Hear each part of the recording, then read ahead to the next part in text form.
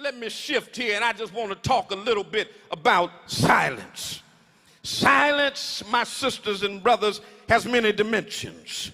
There is a sacred silence, which is that silence out of which creative contemplation grows. It's a meditation on the word and the will of God.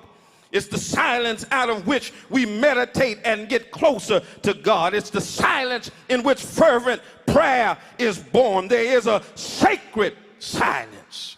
But then there's a seething silence that comes when you are quiet externally, but you've got a storm going on the inside.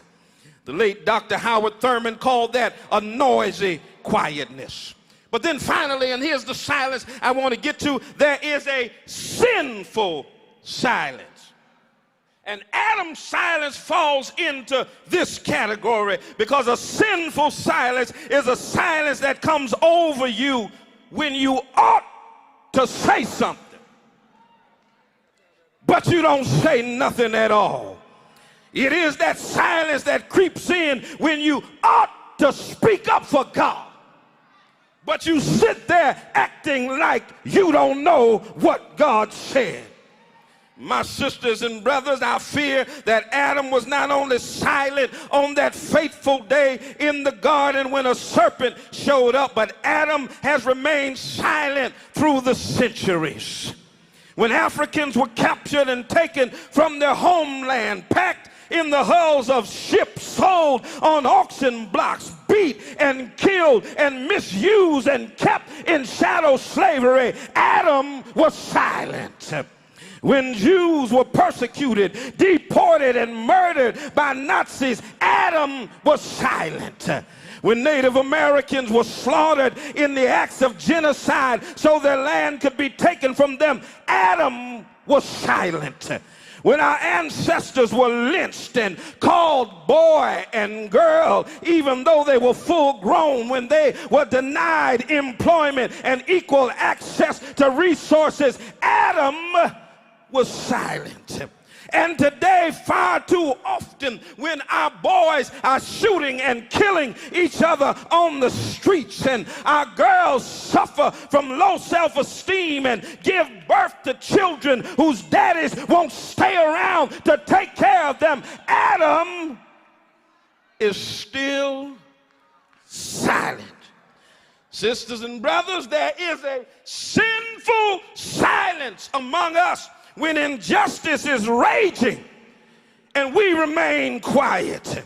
When people are aching, when people are hurting, when babies are crying and dying of hunger and not having enough love from insufficient care, and we remain silent, that is a sinful silence. When the church looks and sees what's going on in its communities, and not just in its communities, but what's going on right there in the household of faith, and we sit there and act like we don't know what's going on, that is a sinful silence. And let me suggest that there's a time when silence is sinful. And here in the text, we see a snake talking to Adam's wife. Adam remains silent. Adam should have said something. My sisters and brothers, the nation is waiting for somebody to say something. Go on, touch your neighbor and tell him you ought to say something. You see them boys on the corner, you ought to say something. You see what's happening with those sisters. I'm not talking about Pookie and Ray Ray and them. I'm talking about the saints' children. Y'all ain't gonna help me in here today. You ought to say something. The classroom is waiting for somebody to say something. Youth violence is waiting for somebody to say something. Every community, every city, every town, every home, every boy, every girl, every family is waiting for the church to break the silence. And if we don't break the silence, let me tell you what's going to happen. If we don't break the silence, we end up embracing the appeals of the serpent. What are the appeals of the serpent?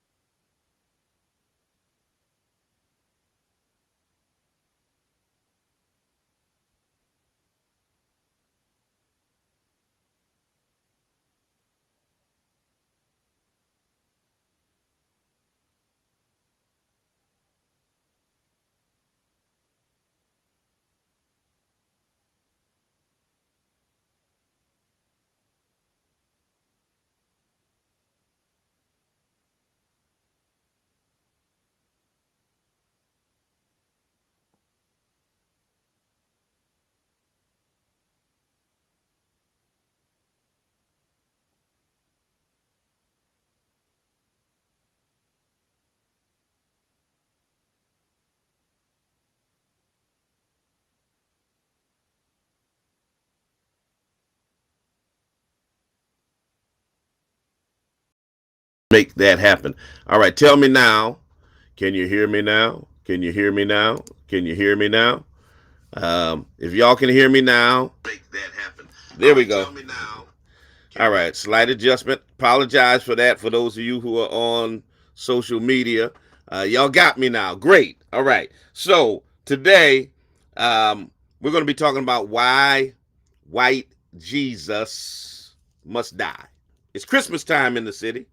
Supposed to be celebrating the birth of Christ, and I get it. Don't y'all call in and tell me it wasn't his real birthday, all that stuff. We get all of that.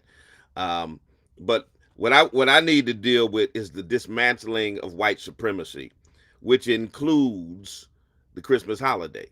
It includes the depiction of Christ as a blonde-haired, blue-eyed white guy. And so we're going to be dealing with that. Do me a favor. Those of you that are streaming, rep your city, rep your town.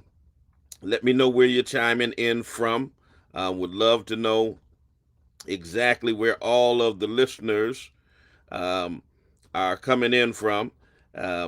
So do that for me.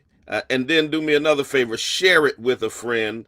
Let them know that the bishop is on the air and that the spoken word has kicked off. I got the Twitter space now popping. I still can't go live on the gram, but hey, it is what it is. We'll see what happens with that. Listen, we're going to come back and we're going to talk about why white Jesus must die. Why white Jesus must die. Until then, remember what your mama said, all right? That's what Ferris Hill told you. Remember what mama said. We'll be right back.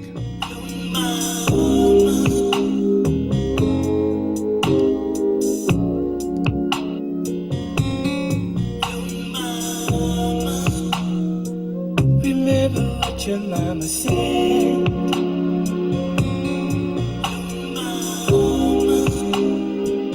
Remember what your mama said.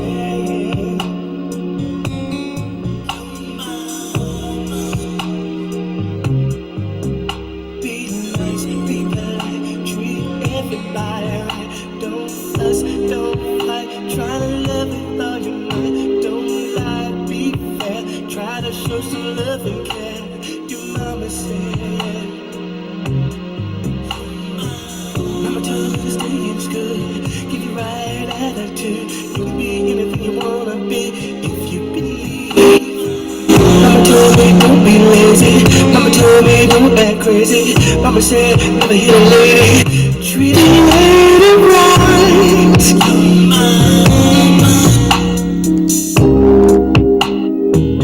Remember what your mama said.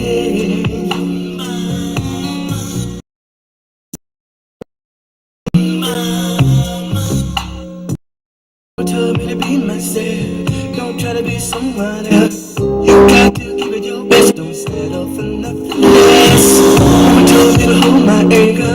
Mama said don't talk to strangers. Mama told me never do drugs or hang out with the feds. Mama said do what's right. Don't say I'll leave at night. Keep the Lord in your life. He'll help you survive. Mama said respect my teachers. Don't you know that they're trying to reach us? Treat them right. Remember what your mama said.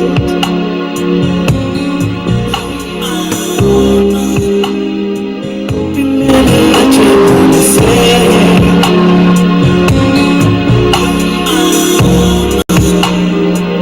Remember what your mama said.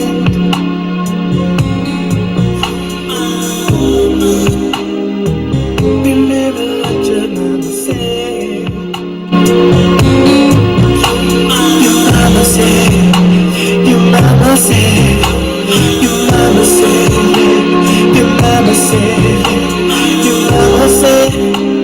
You won't go wrong. No, no. Remember what mama said.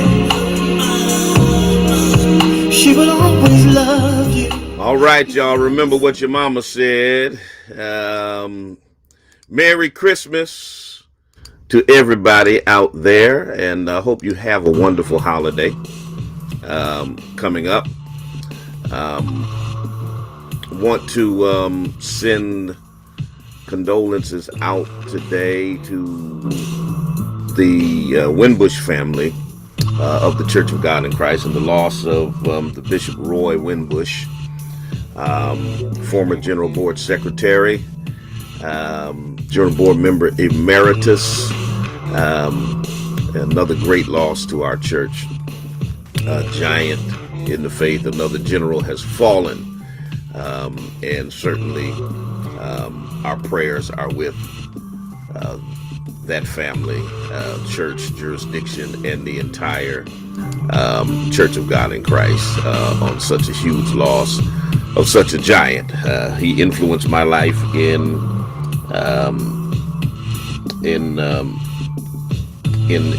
ways that I can't really describe, but he definitely was a father and a mentor, and we loved him and respected him, and so our prayers are with once again the entire family. 413-337-1867. Let me see. I got Jacksonville. Pastor Kim in Jacksonville, Florida, is in the house. Let's see. Ludlow, Massachusetts, in the house. Pittsburgh, Pennsylvania, is in the house. Chesapeake, Virginia, is in the house.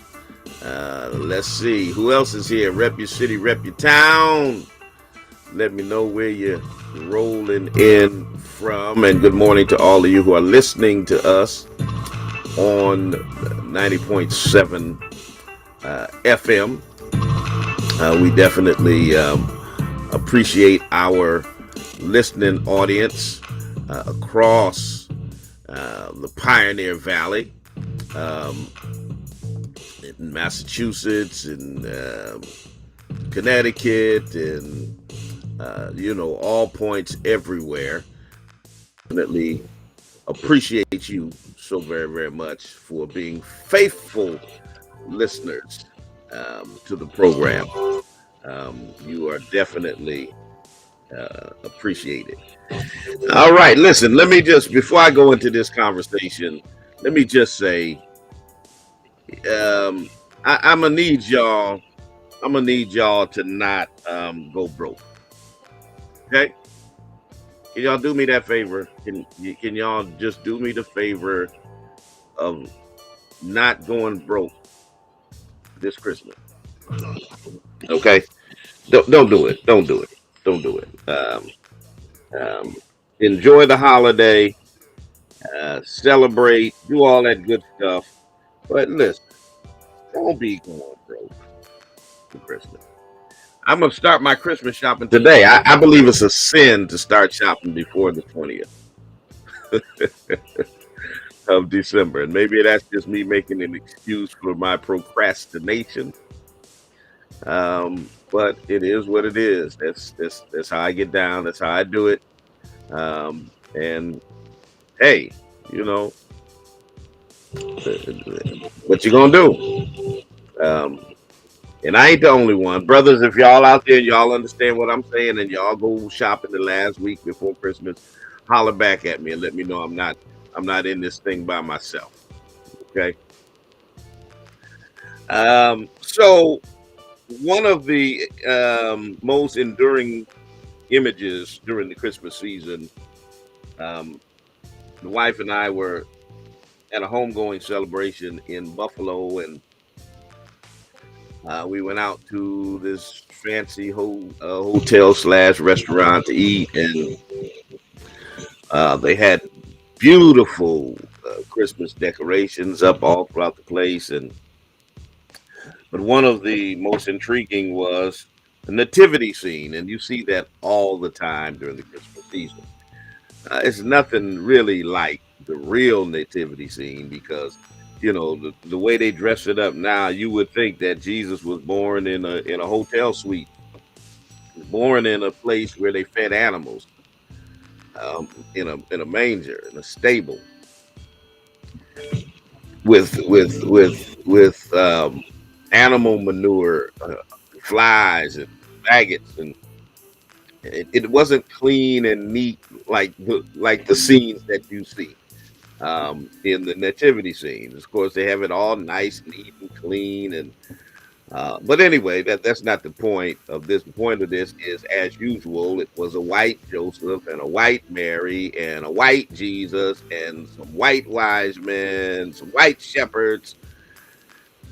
That's what the nativity scene was at Salvatore's in Buffalo, and it just reminded me of, you know, one of the major lies in this society, particularly when it comes to religion and the depiction of deity, um, and the perpetuation of white supremacy. Because, see, you cannot push the lie that whites are superior if deity is not white, which is the reason they had to change the color of Jesus to a white man to begin with, to deify whiteness, to make white men in the image of God, so that when they told us they were superior and we looked at deity that they presented to us, we would see white men like God and ourselves as inferior to them because they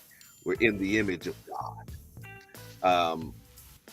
And the use of white Jesus um, in religious circles, um, including Christmas holiday, uh, has been a tool for the subjugation of black people and other non-white people and the perpetuation of white supremacy.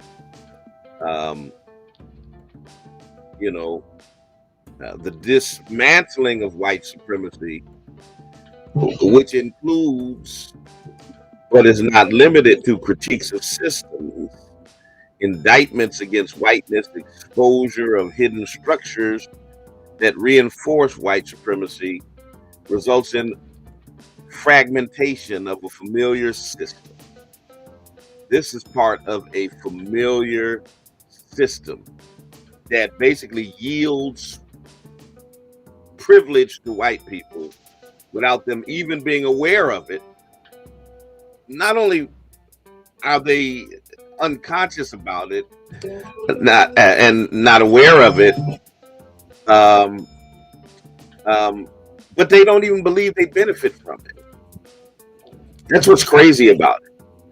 Is they will argue you to the teeth about not benefiting from white privilege, um, and it's exacerbated by continuous destabilization of the familiar and often unseen system of white supremacy and the forced decentering of whiteness. You know, all of that contributes to the lived experience of a suffering um, among people who don't look like them. And I know it's difficult for them because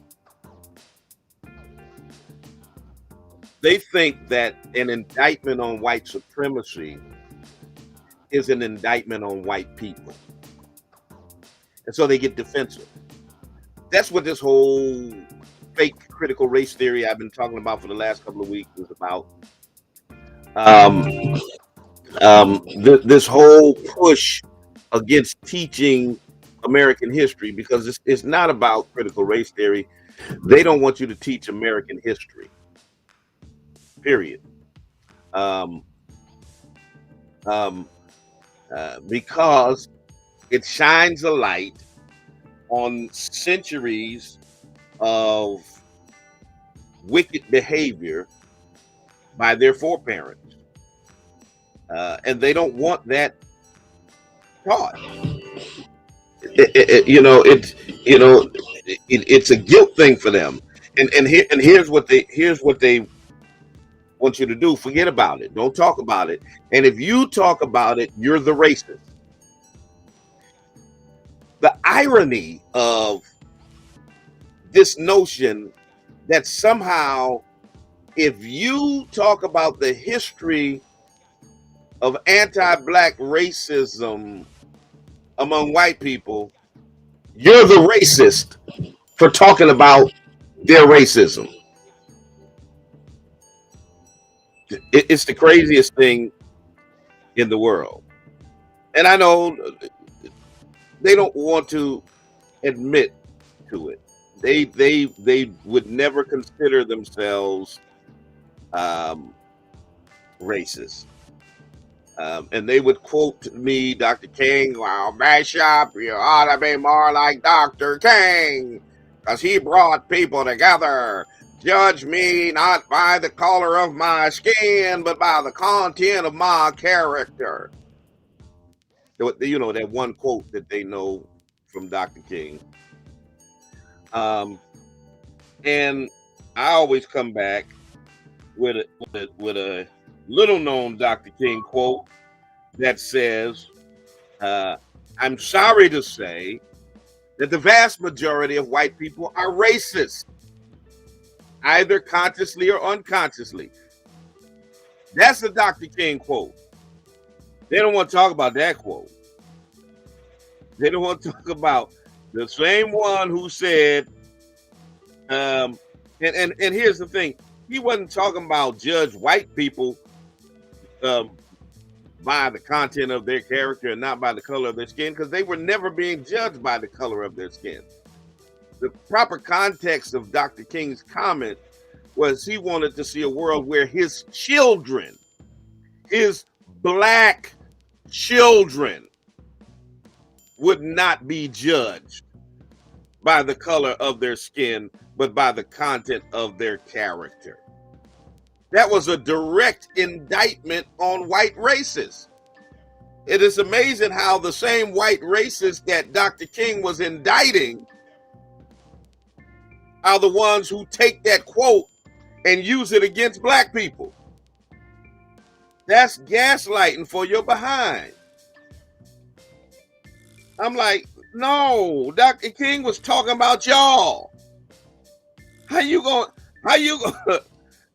use that quote on us?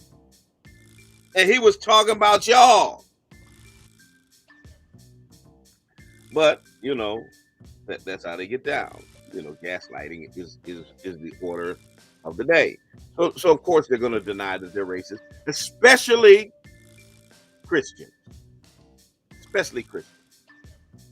And many of the Christian faith identify with the life and the story of Christ, the passion of Christ, the lived bodily experience, the suffering of Jesus of Nazareth, told in detail in all four of the Gospels and referenced throughout the Scripture, referenced both by the Hebrew Bible and the Christian New Testament. But the prevalent association of Jesus by a bodily mark, that is, his construction as a raced human, and more specifically, by the dominant U.S. American narrative that Jesus is white, has resulted in what theologian Willie James Jennings describes as a Christian segregationist mentality. And what Dr. James Jennings is saying is that this type of a mentality serves not only as a barrier to solidarity with non-white Christians, but it also reinforces the dominant narrative of white supremacy, not only in the church, but in the broader society.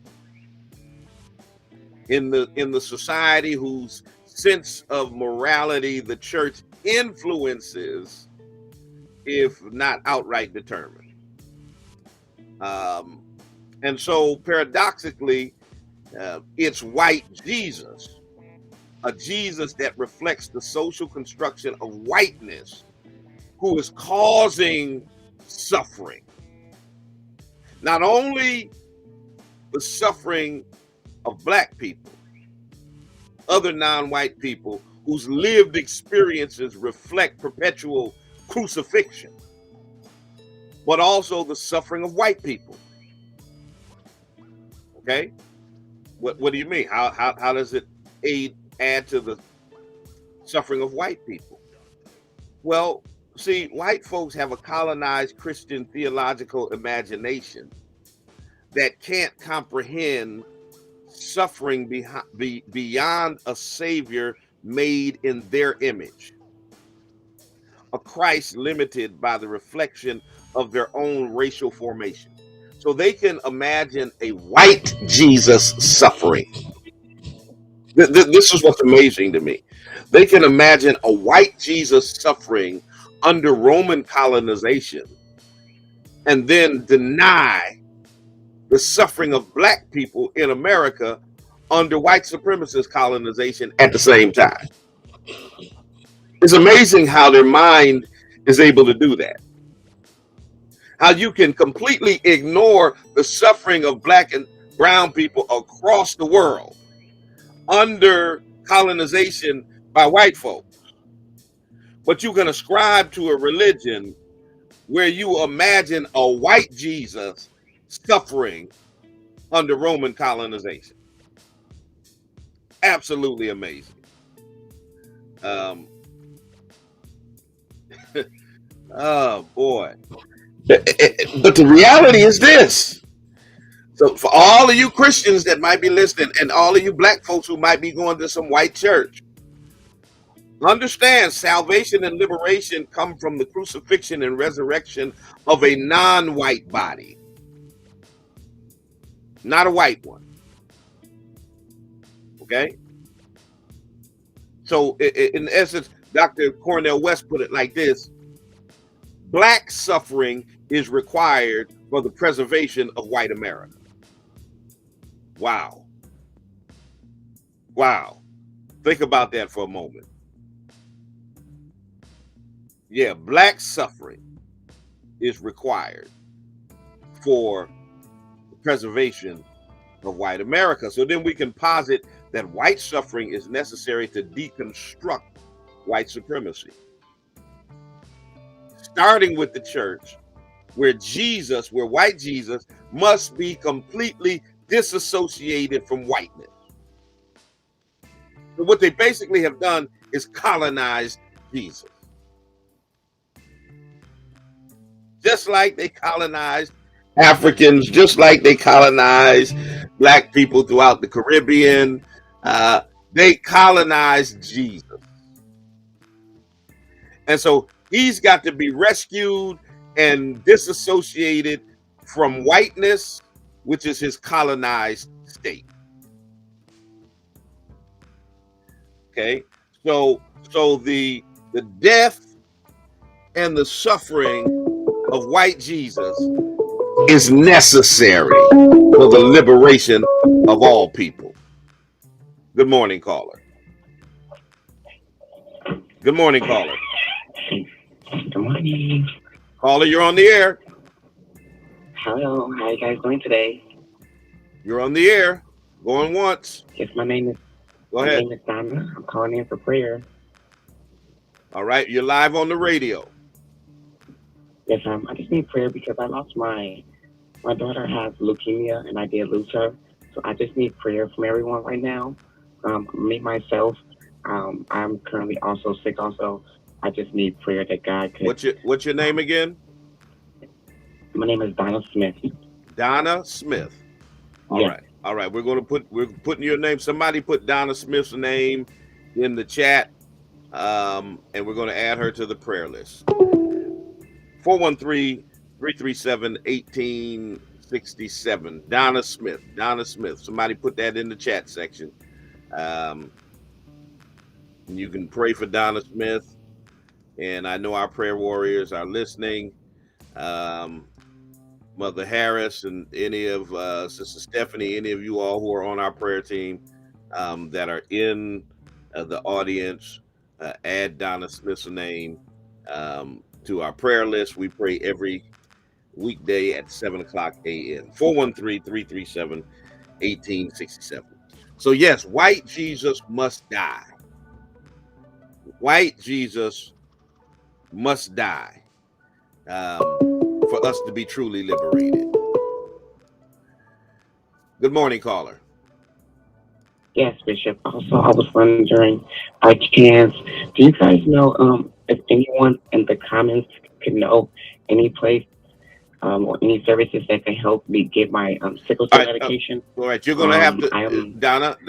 You're gonna have to call when we get off the radio. We can't mitigate this during a live radio show. All right. God Okay. bless. You know, and I love to help everybody, y'all, but we can't do this during a live radio show. You're gonna have to call the church or something, you know, during regular business hours to discuss private matters like that.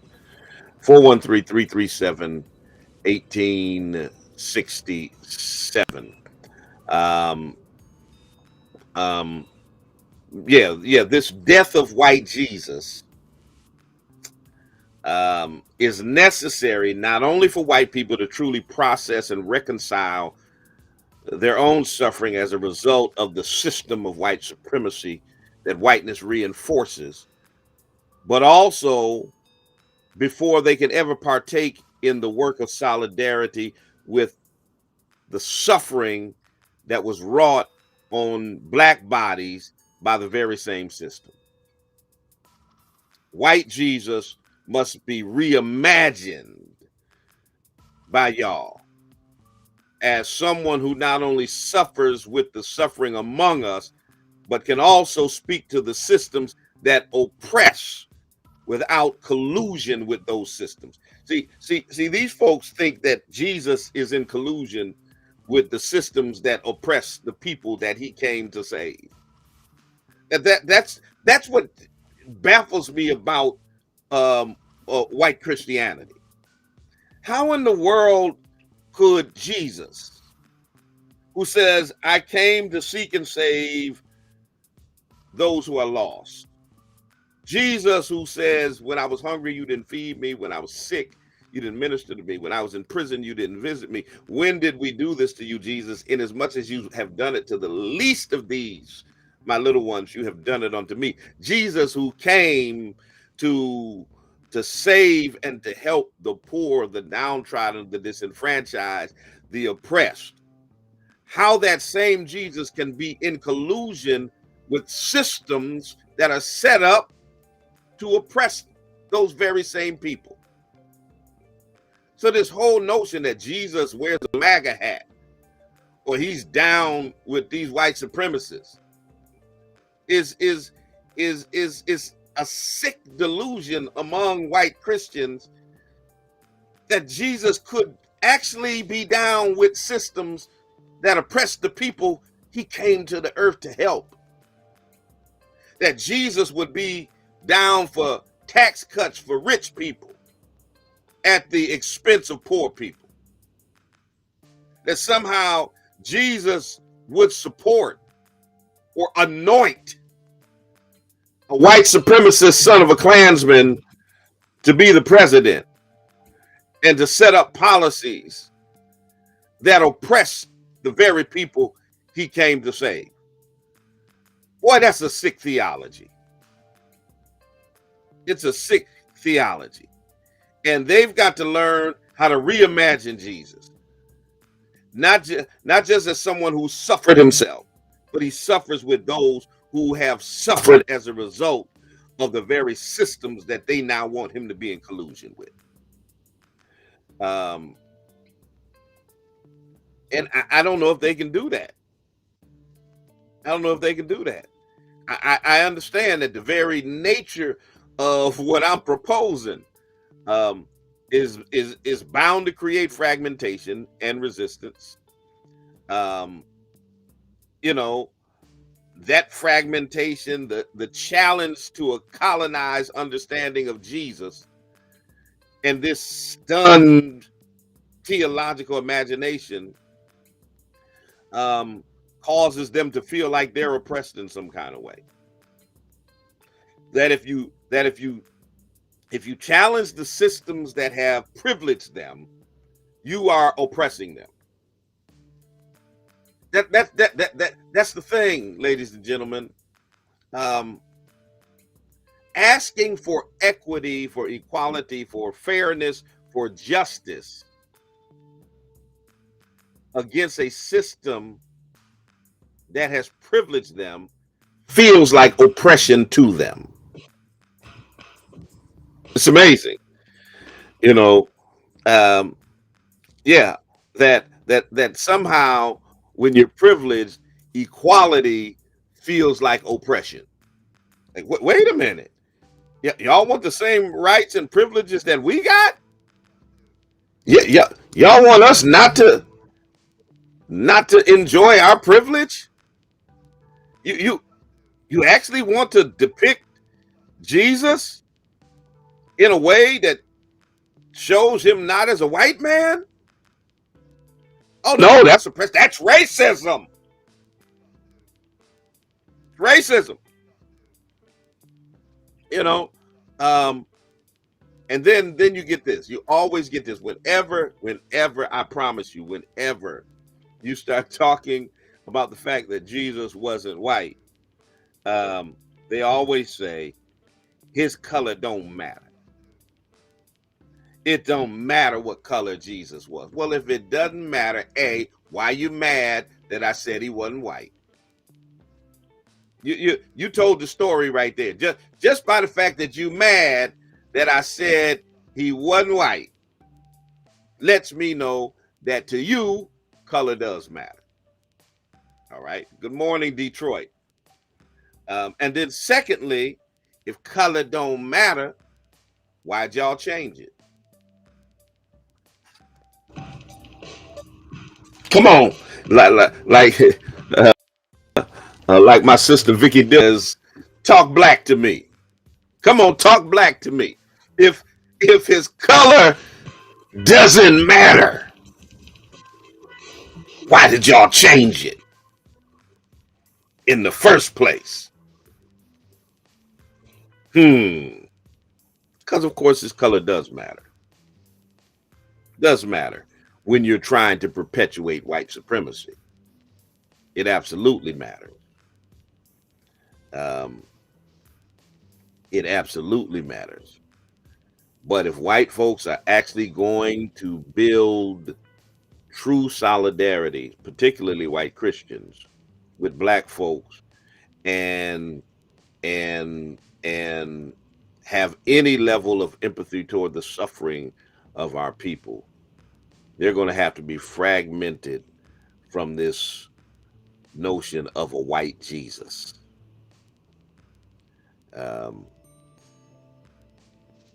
Yeah. And they're going to have to teach the truth. This whole shying away from teaching the truth. You know, we don't want no critical race theory. It's not critical race theory. It's just history. It's just history. Good morning, caller. You're on the air. Good morning, Bishop. Yes. I was calling because it's not black dude. They say he's a man of color now. And it doesn't matter what color he is. I hear this all the time. Mm-hmm. They have a few people in the Bible that they distinguish as black, but everybody else is not black. They're all white. And I debate that all the time because I chose where Solomon said, I'm a black man. Oh, yeah. I'm black but comely. Absolutely. And here's the other thing that you just hit on. Now, even those who will concede that he wasn't white, they can't say he was black. They'll say, no, well, he wasn't white, but he wasn't black either. He was brown. He was olive. He was this. And so I say to them, oh, because I'm brown. And what do you call me? You call me a black man, right? That's what you call me, a black woman. Right. But if Jesus was brown, You ain't gonna call him black though. He was Middle Eastern. I'm like, you realize that's a term that didn't come into existence until 1852. So there was no such thing as Middle Eastern during the time of Christ. That was all Northeast Africa. There was no such thing as the Middle East. What you gonna do with that? If I tell you he was African, they can't handle that. Oh no, they can't do that. They can't do that. And I come to the conclusion that they can't see themselves black serving a black Jesus. Mm-hmm. That's out of the question. Absolutely. Are you kidding me? Absolutely. There's no way. Even when they look at Solomon, I said Solomon said he was black. What is wrong with it? He said they put him in the vineyard because he was so dark. His family was embarrassed of him. Absolutely. They put him with the wine out there, with the wine and stuff to watch the grapes. Hello. Mm-hmm. And Jesus, Jesus was a direct descendant. Thank you. Because he was a poor man. He was born in the poorest part of it, but he went to Jerusalem to Judah to get born. But the point is, he came from Nazareth. Hello, people, what color were they? But it's okay that Samson was black. Right. That's okay. Right. But nobody else could be black. No, they can't make Jesus black. I had a caller one time that lost his mind because he says, "Okay, then what color is Mother Mary?" I said, Mary was black too. He said, "Oh, I'm going to have to go take some medicine." It was blowing his mind. You know, I never forget when I was in college, we brought Minister Farrakhan to campus, and he's giving a speech before the student body, and he says, "Y'all Christians waiting for the return of Christ, right?" He said, "What would you do if he came back and he was black?" And the auditorium just went up. You know, and that's the reality. You know, what y'all gonna do if y'all believe in Christ, and if you believe in the Bible, you believe in Christ's return? I want to be there to see the look on the face of white Christians when Black Jesus comes back. Oh, one of the Jehovah's Witnesses ever came to my house and she wanted to debate with me. I said, "Well, come on in." But when I told her Solomon was black and showed her and proved it to her, she told me she had to go. She'd be back. She never came back. Oh, I believe it. But it's a sad thing to think that. I feel sorry for our ancestors, our parents, because that's what they were taught. Even Jesus told them they will hide the truth from you. Yeah. That even meant with color. So now we're learning the truth at our generation that they were taught wrong. Mm-hmm. And now you got to undo the thinking that was done to them that was put into us. Right. So what's so hard about it? Absolutely. We got to change that. If you don't change that, then you have no respect for God, no respect for yourself. No, it don't matter what color. Yes, it does matter the color, because you downgrade us for so many years and generations that we were nothing, and that's what we were taught. Now we're coming out saying, no, we are somebody. We are the original Jews. Whether you like it or not, we are. Absolutely. Appreciate your call. Those are our people. Yes, ma'am. Merry Christmas to you. 413-337-1867. White Jesus must die. White Jesus must die. If you're in the Twitter space, you want to get in on the conversation, just put a request in, and we'll bring you up. Definitely, we can do that. If you want to chime in on the conversation, and you're listening over the radio, 413-337-1867 is the number for you to call. Where did this white Jesus come from? Well, you know, for centuries, from the Middle Ages to today, European and American religious art has been created in the image of white folks. Good morning, caller. You're on the air. Yes, sir. Yeah, this is Big Chris from Atlanta. I just wanted to say that they can try to negate his color all they want to, but they better accept him, because it seems that they follow Jesus or they perish. All right. And he was a black man. Yes, sir. All right. Appreciate you. That's what I wanted to say. All right. ATL in the house. 413-337-1867. They started these artistic interpretations, which included depictions of the disciples, the saints, the Mother Mary, and of course Jesus, um, that were venerated largely by people of the Catholic faith, but they had to sanction and encourage these venerations of them as white folks, to help maintain um, white supremacy. You know, these venerated icons had to look white. You could not make them black and still command, um, the respect for white folks, that religion had brought about. Um, and that continued even with the non-Catholics, even among the Protestants in the tradition of Luther and Calvin. It was no different from them, even though they had um, theological differences from the Catholics. The one thing that I find that unites white folks is white supremacy. The thing that unites Catholics and Protestants, that unites Jew and Gentile, um, that unites Democrats and Republicans. Somebody said to me yesterday, they listed a bunch of crimes against humanity, and they said, "Oh, they were all done by Democrats." I said, "No, they were all done by white people." They're trying to make racism a party thing. It's a white thing, and it's the same thing. White supremacy unites them all. Good morning, caller. You're on the air. Good morning, Bishop. How are you? I'm good. You? Good. I had to step forward in the show, and I'm just coming back, so I hope I'm not going to expound on something that was already discussed. Did you know the guy who painted the original picture of Jesus with blonde hair and blue eyes? Did you know he was actually painting a picture of a man that he was sleeping with? Yeah, absolutely. Yeah. But notice how that's kept so quiet. Right. Yeah. Right. Kept Absolutely. very, very quiet. And correct me if I'm wrong, wasn't the Vatican in Egypt before it went to Italy?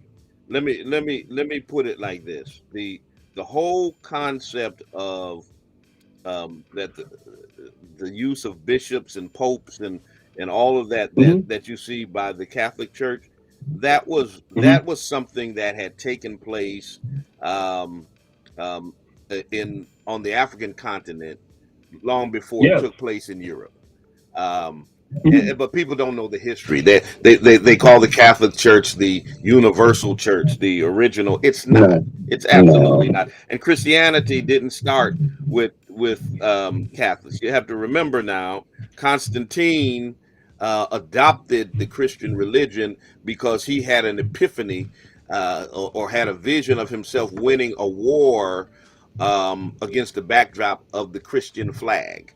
And so he wanted to use Christianity to advantage him in the military battle, and so it became the official state religion of Rome, mainly for political purposes, not because of any real conversion experience that he had or conviction that he had. So people really need to understand the history of Christianity, in order to understand how it's been manipulated and whitenized. Yeah, because the original bishops that Apostle Paul appointed, they were men of color. They Absolutely. were, and that's never talked about. And the reason I brought up the Vatican being moved to Italy, everything that was black, they destroyed. They destroyed. Hmm. They didn't want that known. Hmm. Absolutely. Appreciate your call. Okay, take care. Have a blessed week. All right, you as well. All right, 9 minutes left in the spoken word, and Justice and Flow is going to be coming up next. We didn't get to it last week. I was in, I'm losing track of where I was. Anyway, I was out of town. um, and and we kind of continued it on to this week. Um, um, so I know that my wife is going to have some of the ladies from our school committee on, and they're going to be talking about some things that need to be talked about. So stay tuned. Don't go nowhere. Um, that is coming up momentarily. 413 um, 337 1867 is the number here. And we've been talking about um, white Jesus. Um, we've been talking about why white Jesus must die. Um, in order for there to be, true collaboration, um, because it's it's been one of the major tools used to perpetuate white supremacy. That's the reality, and you can't get beyond that. It is what it is. Um, Somebody wants to talk about the Bigler trial. Yeah, I hear you, Mark. I hear you. I hear you. Hope maybe we'll touch on it a little bit um, in the Justice and Flow hour. That's a whole show. Actually, that's a whole show. Um, how Greg Bigler got acquitted, even though he's on videotape committing the crimes. Oh boy. Once again, the perpetuation of white supremacy rears its ugly head in so very many ways. Wow, listen. Um, if you're looking for a place to worship, check us out at the Spring of Hope Church of God in Christ, 35 Alden Street, Springfield, Massachusetts. Um, 11 o'clock on Sunday morning. We'd love to have you in the sanctuary or joining our live stream. Coming up on the 31st of December, which is a Friday night, I believe it is. We'll be having watch night service at 10 p.m. 10 p.m. at Spring of Hope, bringing in the new year in prayer and in worship. So that's going to be happening. Be looking for you all to be a part of that experience on Watch Night. It is our tradition. I believe last year, um, if I'm correct, we did it virtually, but we're going to be in house this time around.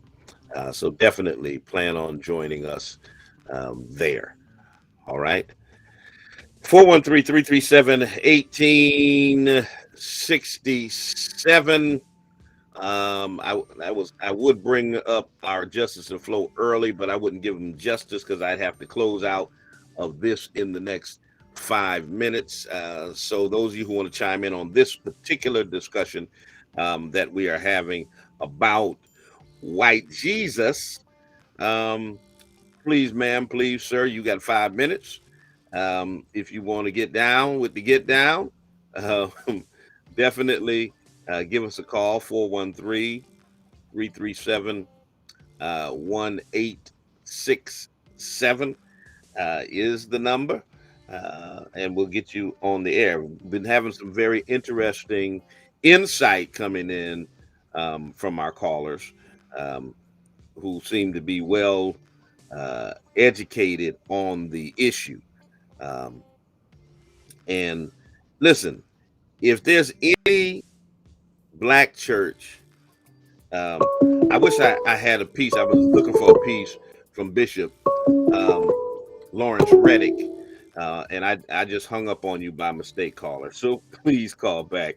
Um, by Bishop Lawrence Reddick, and Bishop Reddick um, talks about this whole depiction of white Jesus and how the black church has been complicit um, in poisoning the minds of our children with it. Good morning, caller. Good morning. This is Antoinette from Miami, Florida, and I just wanted to chime in for a few minutes about white Jesus. Okay. I'm amazed at lies that continue to go forward. If you visit any of the European nations, for the most part, Jesus is depicted as a man of color or even a darker man of color. And what I'm realizing is what we've been taught is not really the truth. And Mm-hmm. you have to look for the truth for yourself and understand that there was a benefit. And as with anything political or financially motivated, you have to follow the money. Money is involved. War Mm. is about money. It's about power. It's about strategy. And if you look for the truth for yourself, you will understand that we as Black people, we truly are the chosen people. We are truly wonderful people, and that we've been taught lies because it's been advantageous to those who are in leadership, which are unfortunately white people. And they do not want us to overcome the challenges that we've had in the past and get equality. So they continue to give us these lies. Right. We are powerful. We have always been powerful. We will continue to be powerful because I have one thing for you to think about. If we weren't powerful, how did we make it? We Mm. had a God that took care of us, but he also gifted us with talents and skills to keep us moving forward. Any other group of people probably would have perished Right. if they had to undergo the things that we have faced. So, my sisters and my brothers, think about that and recognize that we just want justice. And part of you doing that is looking for the truth for yourself and understand that you are more than what they say you are. White Jesus is a lie. Yes, absolutely. Well, you just set off the show right. I appreciate that. Merry Christmas to you. Yeah, there it is, y'all. White Jesus is a lie. It's a lie. That's what it is. It's a figment of white folks' imagination. Um, and white Jesus has to die as part of the dismantling of white supremacy.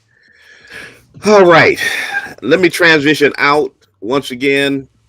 Um, Join us at Spring of Hope um, at 11 o'clock on. I can't get to you, call. I can't get to you. You called in too late.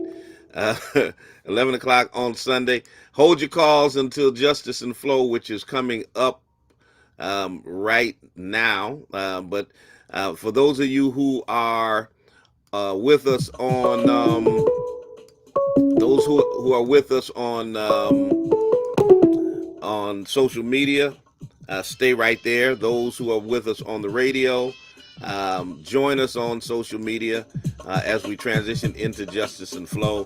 For those of you who are listening on WTCC, until the next time I talk to you and you talk to me, always remember, God loves you, and so do I.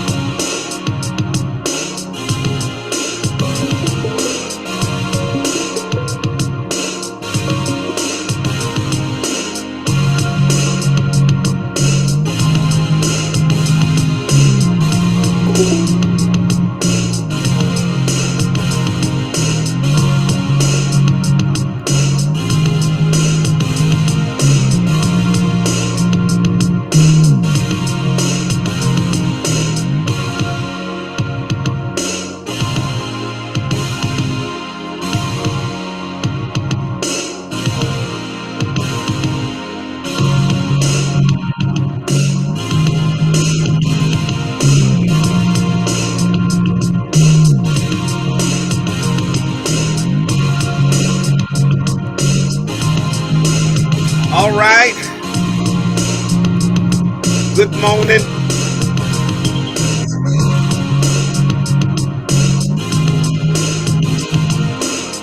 Good morning, good people. Good morning. Good morning, Mother Green. Good morning, Sister Angela, Lord, Brother Mark. Good morning. How y'all doing?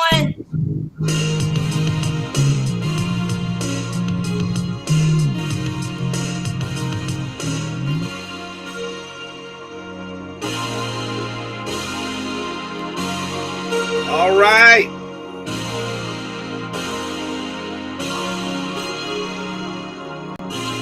Back at you.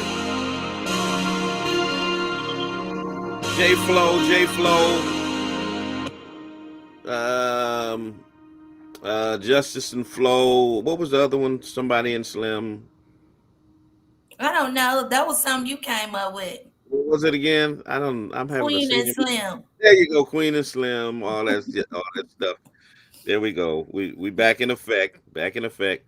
Um, we're gonna have a shorter program today because we got General Assembly for the Church of God in Christ, y'all. We got business to take care of, but wifey has a program, a conversation that we need to have. So why don't you go ahead and introduce the guestesses and what's on tap for today's program.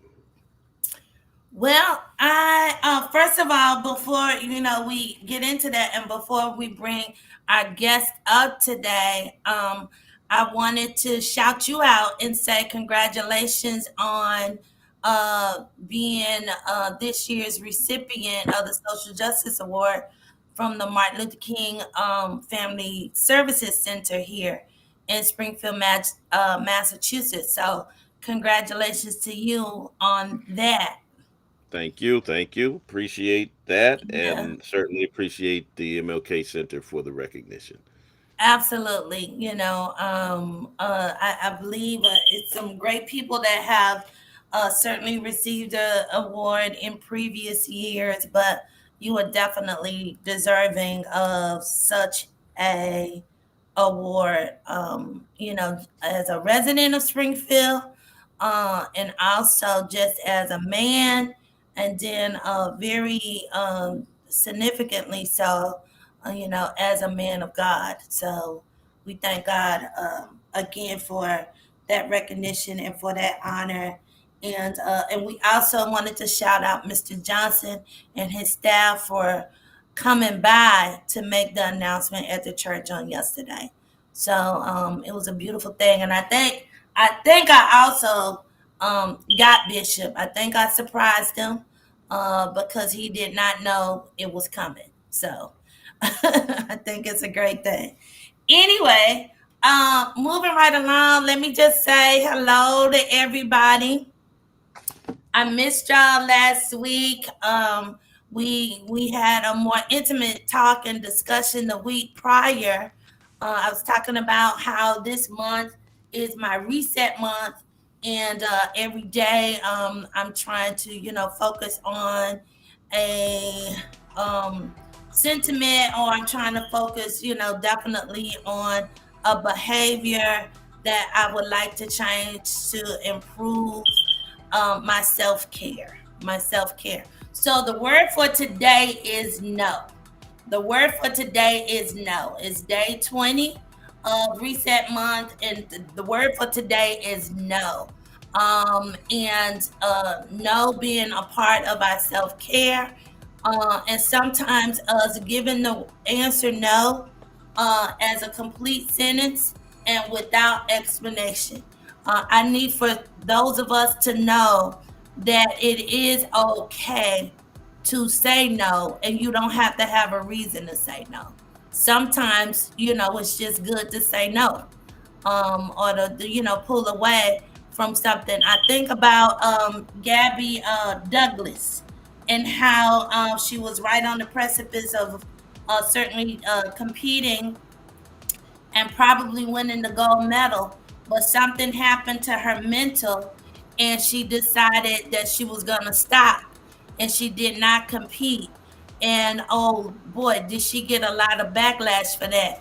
But she made the statement later that my mental health is more important to me than gold. So I think that we need to, also have that mentality as well. So now we're going to shift to today's program. I just wanted to make sure that I said that, to everyone, and that I acknowledge the fact that I'm still in reset month.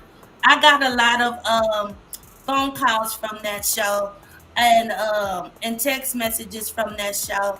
And so I think it's probably important for us to continue, some of our discussions on justice and flow in that vein. Bishop, are you there?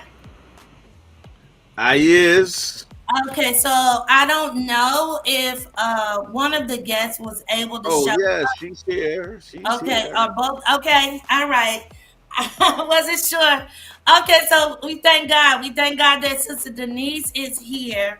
I don't know if Sister Naylor is gonna be able to show up. She had an emergency at the last second, but nevertheless, we will, be looking out for her just in case things work out to where she can show up and she can participate in this discussion with us on today. But we want to take care of the most important business first. Today is Denise's birthday, so we want to say happy birthday to Denise Hurst. All right. We want to Happy shout her birthday out. to you. Happy birthday to you. Right. Keep singing, Bishop. That was a I ain't good gonna do it. bass. Okay. So happy birthday, Queen. I can't hear you. We can't hear you.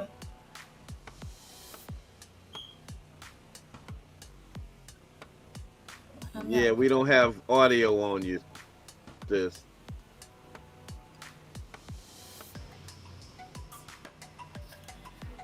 I wanted to say this to her because if I'm not She's gonna mistaken, she's she's traveling for gonna her fix she's birthday gonna fix today. her audio. Yeah, she's gonna fix it. But she's traveling for her birthday, so this is how committed she is to the work of the school committee. That she's out, she's uh, taking personal time as she should, for her birthday. She's out traveling, but she knew that today was the day that I invited her to the show. So she's taking time out of celebrating her birthday to join us today to have this discussion. So hopefully she can get her technology fixed and she can rejoin us soon. But Bishop, as you know, there's some things going on this school committee in this school district. No, we still can't hear you. I wonder if it's the ear pods, the headphones. There we How go. about now? We can hear you now. Can you hear us? Yes? Oh, okay, good. I Good. can't hear you. So, did you hear me when I said thank you so much? Thank you so much for taking time out of your personal time celebrating your Yeah, birthday I turned to it join off. us on the show today. I turned it off. Can you hear me? Yeah. Can you hear We us? can. We can Can hear you you. hear us, Denise? Can you? No, she can't hear us. She's traveling. Oh God, I hope we're able to get this rectified because we really need to have this discussion. I think it's an important one, Bishop. You know what's going on. Can you hear us, Denise? Wait a minute. Can you hear us?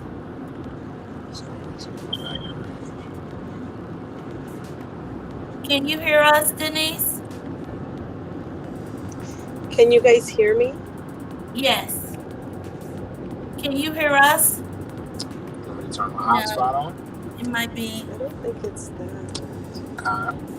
You could probably connect to my She hotspot. can't hear us answering Do you her. have a hotspot? I think it's still based off the internet.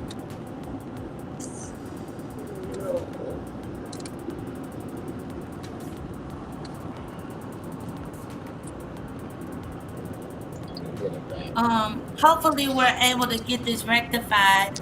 So while they're working on that, Bishop, Did you want to talk about the big case, briefly before we kind of transition into what's going on with the school committee? Um, well, I mean, we really need a whole show on that case, but in a nutshell, um, an officer who brutalized some young men physically, um, and then also threatened them in his interrogation, um, threatened to murder them, threatened to plant drugs on them, um, was acquitted by a federal jury that basically said he didn't do what all of the evidence clearly pointed to that he did.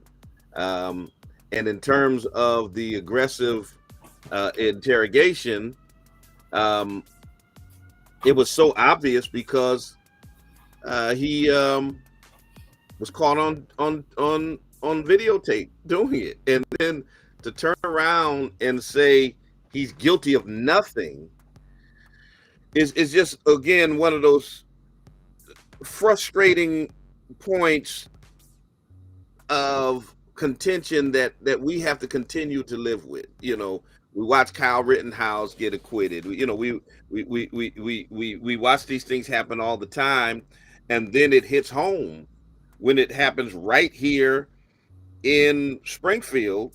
And then it only emboldens a police commissioner who I think is a rogue commissioner anyway. And I've already stated that she needs to resign, and that she's unfit for office. But it now gives her kind of carte blanche to say, yeah, let's reinstate this racist cop and bring it. Now, she hasn't done it yet, but I'm not going to be surprised if that's the decision that's made.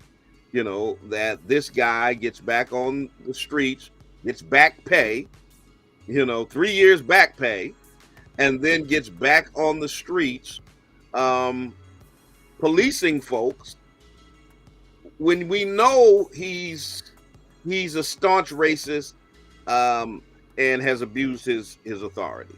But that's what we're facing. It's absolutely insane. That is a lot to unpack, and I do agree with you that it's going to take a whole show to really have a thorough conversation about it. But I can't help but to think about a few other perspectives. Like I wonder sometimes, why police officers, I don't care, black, white, Puerto Rican, whatever, why police officers kind of band together, and I kind of never see them astray from their group, if you will, to back the sentiments of the community. Like, in other words, I'm saying, like, this would be a perfect time for so-called good police officers to step out and say, we have no place for people like Big Duck, on the police force. And I don't support, police officers that are like a Big Duck. That's one aspect that I think about this. But then the most important aspect that I think about this is the trauma that those kids must be feeling right now. To think that we have a justice system that would have handed down some type of justice, to this police officer for the way that he mistreated them or treated them. Mm, hmm mhm. So, my prayers are with those young men. I really don't care about what they did. The fact of the matter is, they were done wrong in the process, and they were traumatized in the process. Right. And so, yeah, so my prayers are with them, and I hope that there's some type of legal recourse that they can still come together and take, regardless of what the verdict was in a federal court. We'll see. We'll see. Let's Mhm. see if we got I almost called her councilwoman, school committee woman. Um, That would Harris. be her husband. That would Yeah, be I got Councilman. there we go. We can hear you, I I hope think. you guys Can you can hear us? hear me. You Yeah, can? we can. Yes, Yeah, I we can can hear you. Can hear you hear us? you. Yeah. My sincerest apologies, but Councilor Hurst is here. He's driving. He's in charge of the road today. Yeah, Drive we that heard car, you in the man. And background you'll, Drive that trying to car. help you. We heard him. and you'll have to get him at some point because I'm sure he has lots to say about your last topic for sure. Oh, absolutely. Mhm. Yeah. Absolutely. I'll be in the background and I'm gonna let you two ladies chop it up and then I'll dip in and out. Okay. Thank All you right, so much, so Bishop, and good. congratulations to you on your award. Thank you, First Lady. My apologies for the technical difficulties. No problem. Again, I'm appreciative to you and grateful to you for taking time out of your personal day, traveling on your birthday, to join me in this conversation. I just really felt like it was really important for us to talk about, while it's still hot, what's happening on the school committee. So before I ask you a question about that, I did want to say thank you and Miss Barbara and certainly Latonia and the rest of the school committee members actually for recognizing our Uncle Ben Swan in the renaming of the Homer Street School. That was a wonderful thing, and I was glad that I was able to join in on that and to see that vote carry. And so I'm really excited about watching the rest of the process for that. Uncle Ben is definitely well deserving. But there's a lot of other things going on the school committee. One that was certainly most pertinent is the boycott that took place a couple of weeks ago. And I wanted to talk to you all about that. I know that Miss Barbara is not on the line, and I also know that Sister Latonia wasn't able to join us. But certainly, we can hear from you. I'm sure you could tell us a good chunk of the story from your perspective. So, what happened? What's going on? Yeah, absolutely. So thank you for the opportunity to talk about this really important issue. And I'd be remiss if I didn't acknowledge your thanks and appreciation for the naming of Homer Street after Representative Ben Swan. I think that that's going to be really amazing and will live in our city's history for a long time to come. And it's especially exciting when you're able to tell your own sons and your own children about who that school is named after and what an important person he was, not only to the city of Springfield, but to the nation. And so I think that that's really exciting. And when I think about the steps that was taken to do such a thing, I guess I get a bit frustrated with the flip side in that we only want to practice equity when it's convenient. And so really what happened for us to take the stand to not attend that Thursday night meeting was really around equity. And so prior to the pandemic, our meetings have always been open to the public. And I will say without a doubt that oftentimes that was not necessarily publicized as well as it should have been, right? Not everybody knows that they can attend school committee meetings unless there's a really hot topic that's on the agenda, and there's been some awareness that has been highlighted, and then that's when folks show up. And so when the pandemic hit and our meetings moved to a virtual platform, we absolutely saw an uptick in community presence, and that's because it was now more accessible. And so we're still in the midst of a pandemic, and although some may think that we're emerging, you can tell that we're not necessarily. And over the last 24 months, people have gotten used to being able to attend meetings, or at least listen into meetings virtually. And so when we reported to the superintendent evaluation initial meeting, where they went over his evaluation and the material that we're to use, to score his evaluation, we were told that that meeting was going to be recorded and then the public would have access to it. Mm-hmm. That did not happen. So when it came time for us to go back to our special meeting, which was a working session, typically held not in the chambers but at the school department, we asked, or some of us, said, where is the link?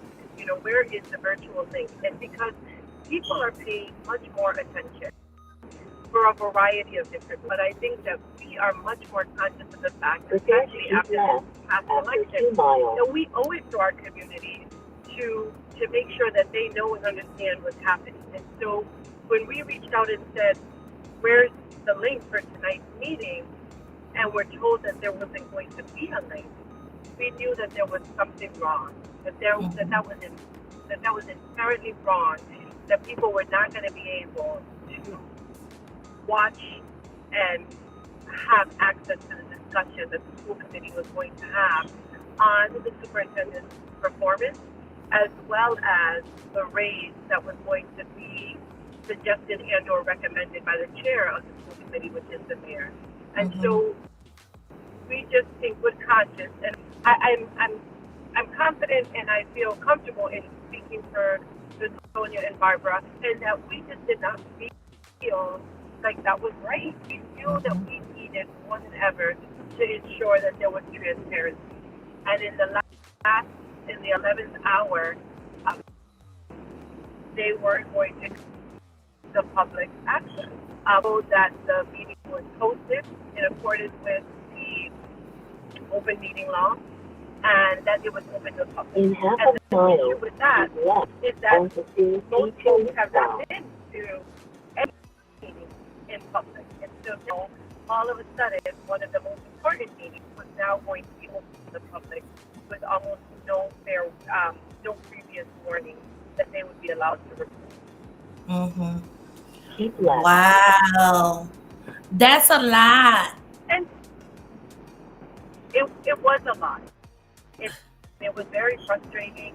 But we also, that we need to take a stand. And I think that, the last time Ms. Taylor and I were on the show, we talked a bit about, we don't necessarily have the same publicity as the city council. But we also know that a lot of that is incumbent upon us and stepping up and speaking out. Mm-hmm. And so this was one of those ways to do that. Over the course of the last 24 months, we've taken some really critical votes, votes that affect our children, their families, and our community at large. Drive 13 miles. They have been issues that have flown underneath the radar because not everybody necessarily knows about them. And what we know now more than ever is that it's incumbent upon us to make sure that people are informed. And this was the step that we took to ensure that people knew and understood how important this issue was, and that we're not going to stop speaking up. Mm-hmm.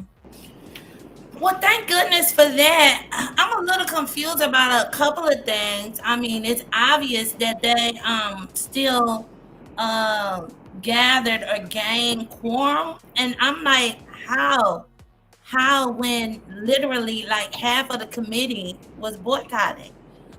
So I guess you only need 4 people? You only need 4 people to gain quorum, because obviously they voted and they passed, giving him a 2% raise, which is crazy to me. Which is absolutely nuts to me, especially with everything that's going on. It's like it's so much that I'm trying to watch my words. I'm trying to watch my words, right? Yeah. I'm literally yeah.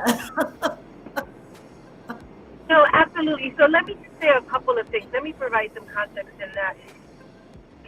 I don't think that any of us begrudge anyone being paid what they should be paid. I think, though, that it's important to take into consideration a variety of dynamics. We're in the midst of the pandemic. The city has more money than they've ever had in the most recent history. There's a lot of discussion around merit pay and ARPA funds, and our paraprofessionals aren't making livable wages. On top of that, there's a lot of concern around closing the achievement gap and our teachers and staff being overworked and not necessarily getting the compensation that they need.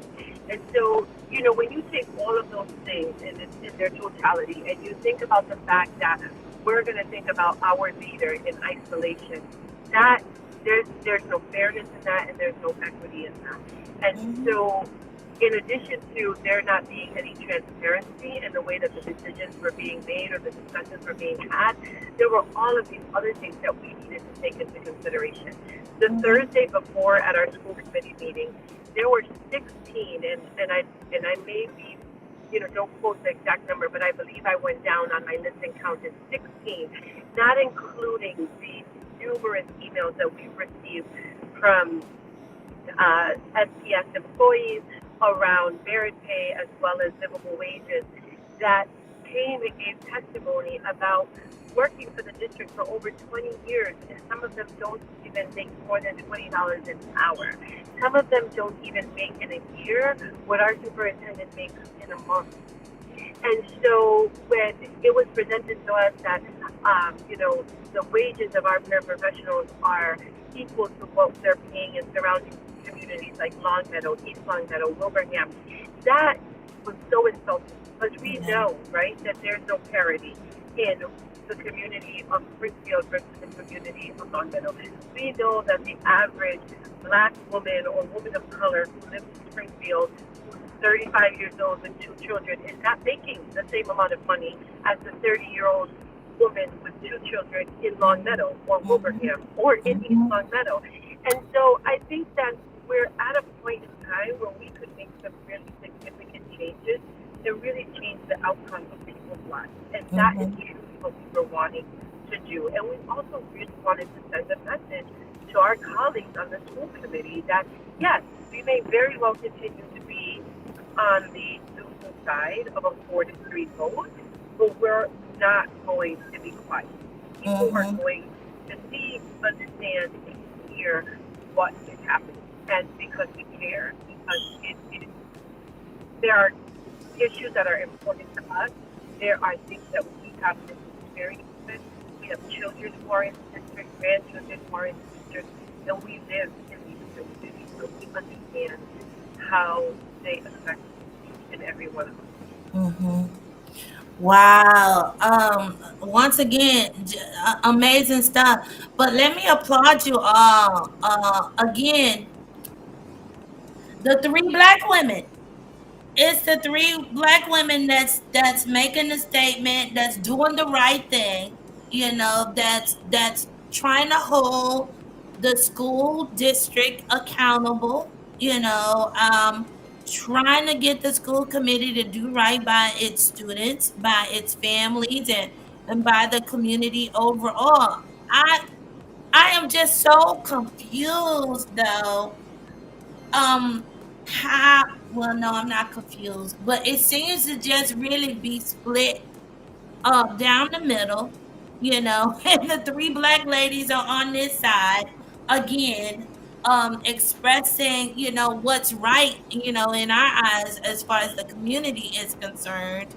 And then, you have the other 4 that are voting in the, certainly in the opposite direction. That is very concerning.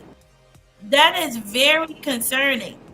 As a, just as a resident and as a community member, I want to be just a little transparent, right? I love Springfield. I love this city, no doubt about it. I love these children. Um, I got to be honest. I have the skills, I have the background, right? To where I could work in the school department, I could work in the school district, and as a matter of fact, years ago, I was a, I did work in the schools, or whatever the case may be. Never had a desire to become full time only because of pay, of salary. Um, you know, I it would be a struggle to make a livable wage, even as a full time teacher here in Springfield. I think it's really sad, you know, because I know of teachers too. I know of teachers who have been teaching in the school district for years, 5, 10, 15, 20 years. I raised my kids in the school district. A lot of those teachers are retired now, but nevertheless, they never got to the point to where they was making, a healthy a salary, a healthy salary. So a lot of them, especially black teachers, a lot of the black teachers, highly skilled, loved being educators, they went to Connecticut. They went to Connecticut to work because they got paid, certainly more money, or, adequate, salaries, and so on and so forth. So, that's real. So I don't understand though why the superintendent, and why others on the school committee don't see the fact that they are not paying a lot of the full-time employees, teachers included, teachers, parents who are very important, right, to our school system, to our students, to the classroom, getting down to the classroom. Why they don't see that they're not paying them enough money? What's the problem? What's the holdup? But Yeah, a couple of things to that, Mercedes. You know, we know that our teachers need to be paid above and beyond what it is that they're being paid. And in the last several years, we have been able to increase their salaries for it to be a bit more competitive. They'll never be paid as much as we think and know that they deserve to be paid, right? And that's not just specific to Springfield, but all across, right? We're the people that are in essence in charge of our youth and educating our children are oftentimes not compensated like our doctors and engineers and all these other people who actually have to have a really good teacher standing before them. I think that one of the things that we need to think about right now while we have the finances to do so is how do we demonstrate some level of appreciation so that they don't leave us and go to other districts. Because there are lots of educators, and in particular, educators of color who want to stay in the district because they know that these are our kids, their kids, and they want to be in front of them. But what they also want is to be appreciated every now and again, to be shown that we appreciate that you're here, and no, maybe we can't necessarily always pay you as much as Boston and or Hartford or Connecticut, right?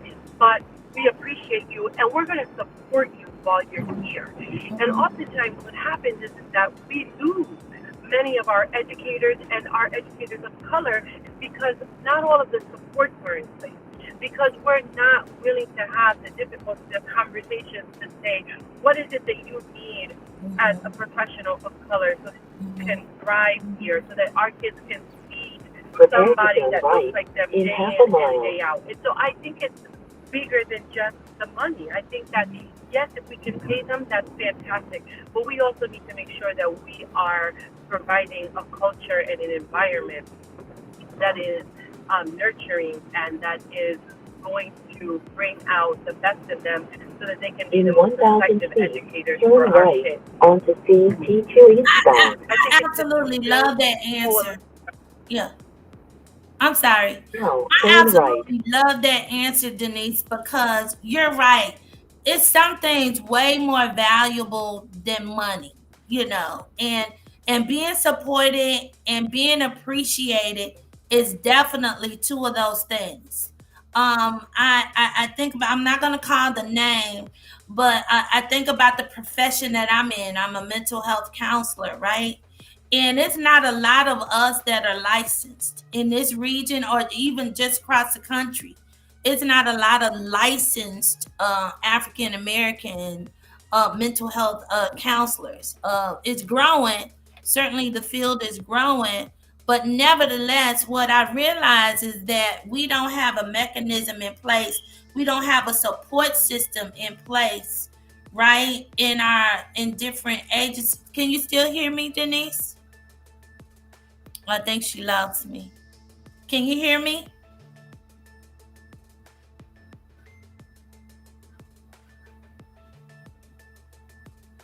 Can you hear me? I lost you. You know, because well, you're driving, so maybe you'll come back in. Can you hear me though?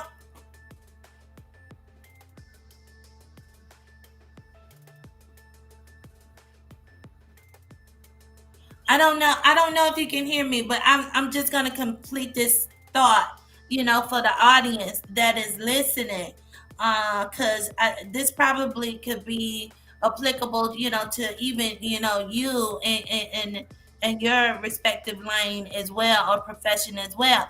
But what I'm realizing is that we pretty much, are oftentimes put in a position to where we have to do all of the research, and we have to develop our own support systems instead of a support system already being in place like it typically may be for a lot of or white folks that have been in been in the profession for decades or years or whatever already, and where we might kind of be new in respect to the workplace or whatever, as African Americans, or whatever case may be, that support system is not necessarily there for us already, so we're kind of creating it, if you will, and a lot of times we have to create it, keep creating it instead of it being created and being there for those that are coming behind us. So yeah, so I totally agree with you on that. That all of the benefits and recognition shouldn't just come in terms of salary. That having a support system in place, especially as educators, or being playing an integral role in the system of education, or delivering education to students, or whatever case may be. Having a support system is extremely important. Having resources is extremely important, and certainly being appreciated is All right, extremely. babe. We got Denise on the phone. Okay. Oh, because Yes, she I called in. called it. I didn't know if you heard me, Sister Denise. Can I she was hear going me? to say that I was able to hear a lot of what. Yeah, can you hear me? Yeah, I can hear you. I Yes, can hear great. you. I was going to say No. I was able to hear a lot of what you were saying, and one of the things that I wanted to point out is that the district also has some opportunities for pathways to advance, and we need to do a better job at promoting those pathways to advancing within the teacher profession, so that we can grow our own and they can stay. And then really be thinking about how do we get people to stay and invest in our communities, right? Like that's really the only way. And don't get me wrong, I know that our young folks want to go out and see the rest of the world and want to live in big cities and have lots of different things to do. But I also think it's really important that we understand how important it is for city government overall to take this all into consideration, right? Like, we can't retain young people here if this is not an attractive place for people to stay, live, and raise families. We need to figure out how do we come together collectively to ensure that it's an affordable place to stay, that it's a place that really values and respects culture and people, and at the same time that people are able to live, work, and contribute to the tax base so we can have a really vibrant and thriving educational system. Those things can't work in isolation. They have to work together. Yeah, I totally agree with that. I had a conversation the other day, and I was having it with Miss Zeta, and she's very passionate about that point you just made as well. And I was telling her, I was like, I don't know if the city realizes it, but our young people are not staying here. Like they can't wait. They gotten to the point now to where our young people are like, I can't wait to finish school because I'm out and I'm not coming back. I have grown children that have moved away out of the city of Springfield, and when I even to kind of tease them a little bit about coming back to Springfield, they're like, it'll be that would be my last resort. And the only way I'm coming back to Springfield is if I absolutely had to. And it breaks my heart because I mean these are my children. They don't know nothing but Springfield. They were born and raised here, but they were so determined, to get into a position, after their education or whatever the case may be, to get out of here. And it's something to that. It is definitely something to that. Miss Zeta said something like, well, they don't have anything to aspire to here, and it's she akin it to liken it to, some of the corruption in government, in the school committee, in the schools, in the city, or whatever the case may be. Never really thought about it in those terms, but again, you just brought up affordable housing. We're in a housing crisis. It's very difficult to find good housing here, in the city of Springfield. So, who wants to battle with that? Or whatever the case may be.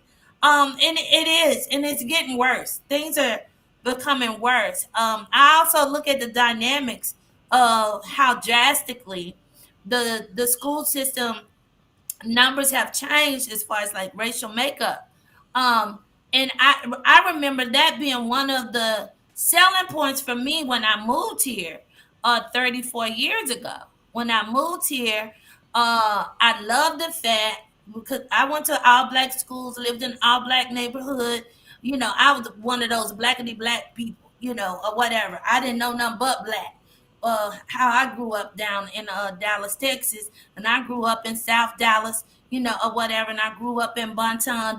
These were projects, or whatever case may be. But I also grew up with my grandparents who lived in a house, or whatever the case may be, but still, in the black area of town. So one of the things that I really loved about Springfield, which was, at 21 years old, I was only 21 when I moved here, which was really beautiful to me, was the diversity.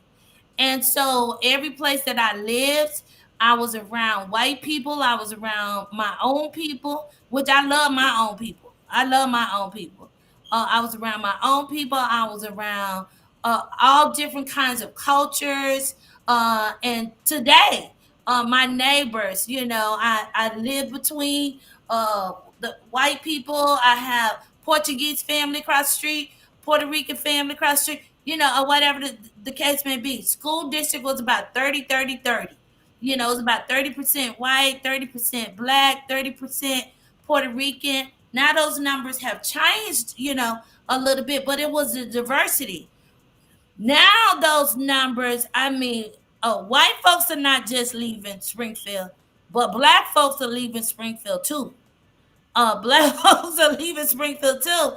And like I said, I think we need to take a deeper look at what's going on. Like, why are these young people getting up out of here and don't want to come back? And I really do believe that if we take a closer look at what's going on in our educational system and also with our city politics, we might get closer to an answer, or maybe even trying to bring some resolution to losing so many of our young people. Did I lose her again? No, she's still on the Oh, No, on. I'm She's here. still on the line. She's still I'm on the here. line. And we gotta Yep, I'm totally. go right ahead, Denise. Oh, I was going to say, I'm here and I understand a lot of what you're saying and agree with a lot of it. And I think, as one of those young folks, at some point I was young, but as one of those young folks, I too remember having those sentiments, right? And I did come back, and then I moved away for a short period of time, and I was so happy to have returned. And I know that that's not necessarily the case for everyone, and so I do think it's important though for our young people to go out and to see different places and to see, the world and to see what other cities are doing.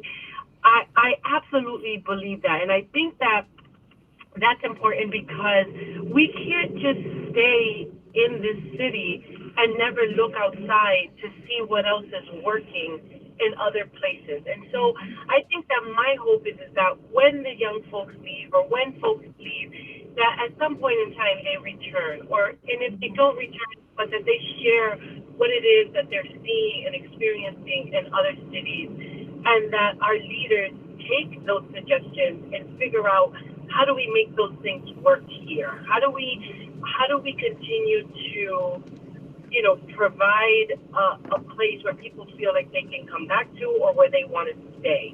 And I just think that that's important. I think it's important to have a hybrid way of thinking because we got to know what are some of the best practices. And, one of the things that I had shared with Latonia when she had first gotten onto the school committee was that it was so important for her to get involved with the Mass Association of School Committees so that she could see and hear and speak to other school committee members from across the state and across the actual nation. And that, I think, has helped me to really think about how I've conducted myself over the years on the school committee, how I've asked for us to think about things, because there are a lot of great things that are happening in other places that we could very well implement here. right. And not to say that we've had some pockets of success and we've had our challenges, and we still have a lot of learning to do. We still have a lot of growing to do.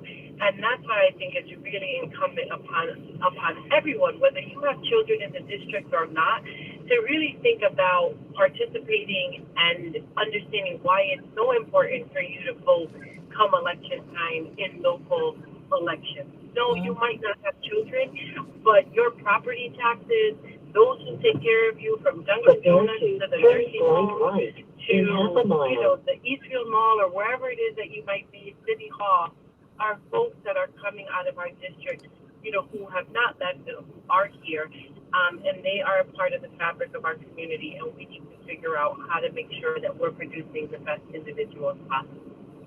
Right. Right. Lovely. Babe, do we have time for at least one caller? Somebody said please take phone call. Well, we were doing the calls. He was talking about getting Denise on when she was having technical problems, so we got her Oh, on the call. okay. But yeah, we've gotta go because I gotta get on to do some things around this General Assembly session. So want to get you all's closing thoughts. Prepare to turn right. Well, I just wanted to tell Denise again, thank you, for joining us today. I know we had a couple of problems, so we didn't get to have a smooth conversation, but that's okay. We definitely got a chance to hear from you about what was going on. Maybe, we could set up something to continue this conversation because it is ongoing. It's an ongoing battle that the three of you have to face on that school committee. But we wanted to let you know that we appreciate the three of you. We see you. Keep doing the right thing. Just know that the community has your back. And again, we appreciate you. And tell my friend, tell my little brother over there that I see him too, and we appreciate the work that he's doing on the city council as well. Thank you both so much. And again, congratulations to Bishop and Thank Merry you. Christmas to all of you. Thank you so much. We appreciate it, and we appreciate your support. And thank you to our listening audience. All right. God bless. All right. Happy birthday. Happy birthday. All right, babe. I know we gotta go. Listen, everybody, thank you for joining us. Sorry about the technical difficulties we had, but hopefully. Bye. All right, y'all. We're out. We'll check y'all out next week. Same time, same bat station. Deuces.